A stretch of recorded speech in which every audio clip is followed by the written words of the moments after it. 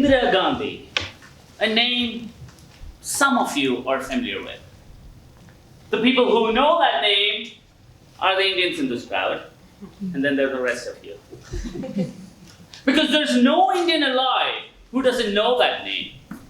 The world called her the Iron Lady of India. Elected 4 times as the Prime Minister of India, she was the first and so far the only woman who was elected to lead the largest democracy of the world. She was also the longest serving Prime Minister when she was assassinated on October 31st, 1984. And that's the day my story happened. My mom raised my brother and I single-handedly, while my dad worked for United Nations in a country called Yemen for 7 years. She, with all her might, held down the fort while battling 2 hooligans at home. And let me tell you, my brother is quite a handful to handle. Under her watch, everything at home worked like clockwork, and she had to work like a machine to make it happen. She would wake up in the morning, cook and feed us breakfast, pack our lunches, get us ready to school before she would go to her full-time job. And coming home from work, she would cook and feed us dinner, help us with homework, put us to bed, before she went back to kitchen to prep for the next day's meal. We never saw our mom go to bed because she would wake up before anyone else in the morning the next day to do this all over again. When my mom was not around, my brother was in charge. When my brother was in charge, he was on a crazy power trip. He loved to boss me around.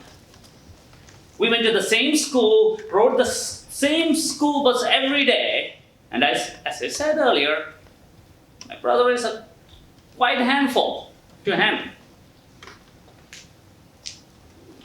That fateful Wednesday of October 31st, 1984, started like any other weekday. My brother and I went to school, and my mom went to work.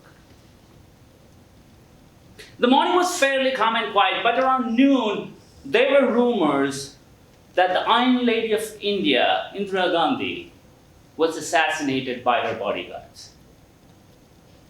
I was only 4.5 years old, so I didn't know anything about politics, but I knew the reverence that people had towards this female leader.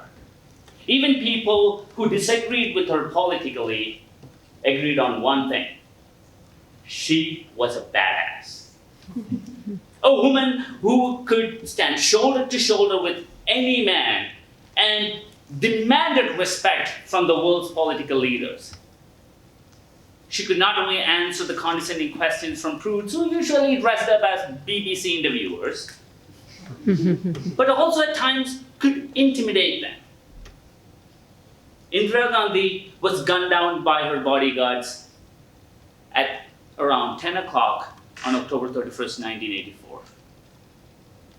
The news was not released to the public for a couple of hours. In the absence of social media or 24/7 news channels, it was only at around 1 o'clock people started talking about it.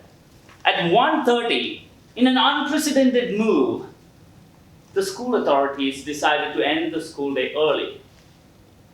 This was a huge move, albeit a pleasant surprise for us students because it had never happened before. To know how big of a deal it was, you need to know how pompous of a school it was. I went to a boys-only, English medium, Catholic Jesuit school. This is a school that measured every student by their last test. Education meant test meant test score meant everything. This is also the school that would make students write impositions. I once wrote 200 times that I will only speak English in school because I was busted speaking Malayalam with a classmate. Malayalam is the regional language from where I'm from. I'm not bitter. I wouldn't even say the name of the school. Look, English.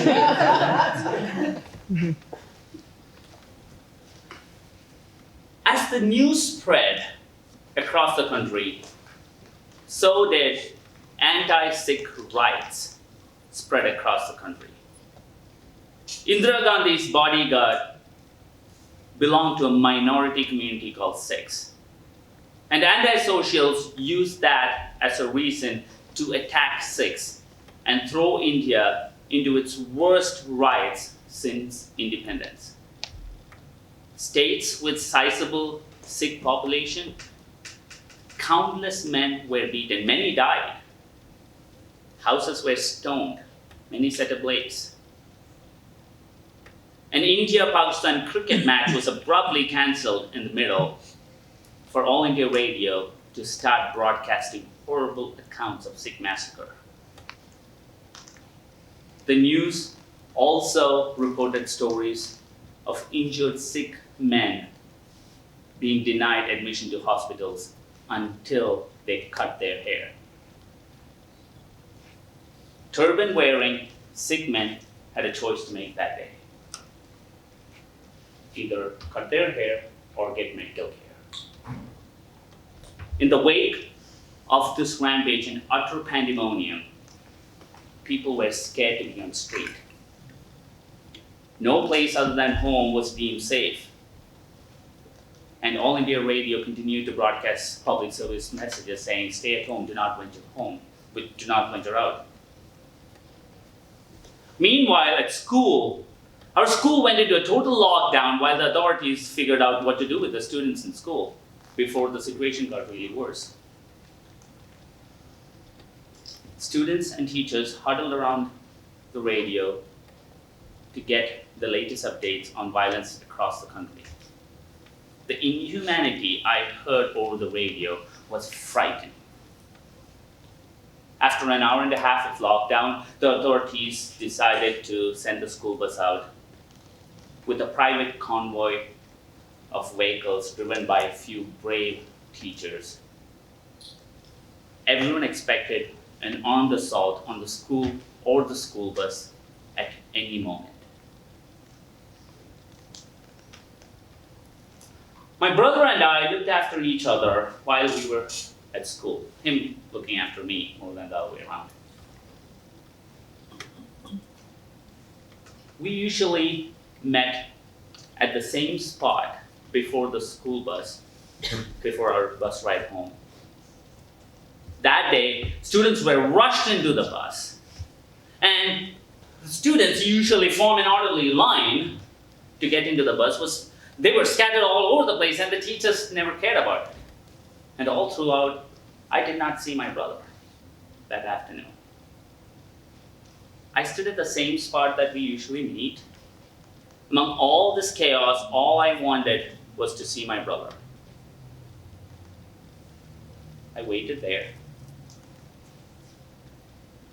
And my patience slowly gave way to tears. And my wait slowly started seeming pointless. It was at this moment a pleasant surprise happened. My favorite aunt showed up in front of me out of nowhere, like a hand from God. In the middle of this frantic frenzy, she saw me bawling my eyes out. She ran to me and said, "You're not safe here. You're coming home with me right now." This is the aunt that I would plead with my mom to go spend some time over the weekend. And she just shows up in front of me. My tears disappeared in a second. I wiped my face, took my backpack, and followed her. I didn't have a second thought. I even forgot about my brother. I said, "Yeah, I'm coming." My aunt owned a car.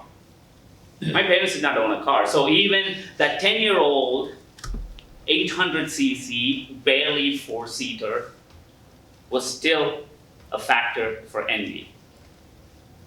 I wouldn't miss a chance to get into that car, and always shotgun. The only problem was the driver. My aunt's husband was a horrible driver. Rumor has it that he failed the driver's test at least a dozen times before the state just gave into his sheer determination and awarded him the driving license. Everything in that car happened with a jolt, whether it's starting or stopping or turning, everything happened with a jolt. That car has created more gas than horror movies and more muscle spasms than a WWE wrestling match. But anytime anyone gasped loudly in that car, he would make sure to mention that it was never his fault. It was always someone else's fault. It could be the lone plastic bag in the middle of the road, or a driver half a mile away, or a pedestrian who took a second more to cross the road. It was always someone else's fault. That day, the streets were deserted, except for a few cop cars that were patrolling the neighborhood. So he didn't have a lot to blame on. He took a sharp right and my neck almost snapped, and I groaned loudly, said, "Ah, ah." And he said, and I'm not kidding, he said, "It's too hot outside." That excuse baffles me even today on many levels. Never before or never after have I seen the busy streets of Trivandrum so empty. And Trivandrum is the city that I grew up in.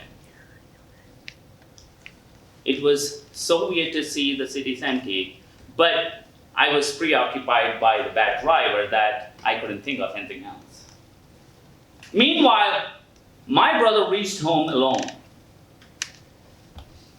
My mom caught one of the last buses before the city stopped all its services for the day. My mom's heart sank as soon as she saw my brother alone at home. Neither of them knew where I was. We didn't have a landline at home. Owning a landline in India at that time was a luxury. We did have a neighbor a few blocks away where we could get messages from my dad occasionally. Moreover, the telephone lines in the city were all busy because of the unexpectedly high call volume. When everyone else in town stayed at home, peeked through their windows to see what was happening on the streets, my mom walked back and forth a few blocks every hour to see whether there were any messages from me. My neighbors asked her to stay indoors because no one knew how the rest of the town felt. The only message that they got was from the radio that continued to blast horrible accounts of Sikh massacre across the country. She then started walking miles away to the houses of my classmates from school trying to track me down. She even waved down a police patrol vehicle to inquire about me, and the police asked her to stay indoors and warned her about the grave dangers hidden in the street that day. But for her, the danger her kid was facing far outweighed the danger she was staring at. The sun went down, and she spent the whole night right by the front gate of the house. In her mind, she was waiting for me to notice her from a passing vehicle. The next day, sun came up with a lot of promises. Police had declared curfew overnight, but as the morning came up with a lot of promises, and life slowly came back to normalcy. After the darkest day in my life, and probably the darkest day in the recent history of India, I came home with my aunt the next day morning. My mom, who by then had given up all hopes of seeing me ever again, cried and cried, as it would be for the days to come. And when I walked towards my home, I saw my mom still standing right by the gate where she spent the whole night. That day, I saw a mom I had never seen before. A mom was a completely different person that I ever knew before. That day, I realized the meaning of the word mother. A woman who would go to the deepest, darkest, and the most dangerous places to fight for the safety of her kid. The woman who would walk into the streets into violent riots to protect her kid. The Iron Lady of India had fallen the day before. But through the tears of my mom and hugs all day, I saw the Iron Lady in my life, and she was right beside me.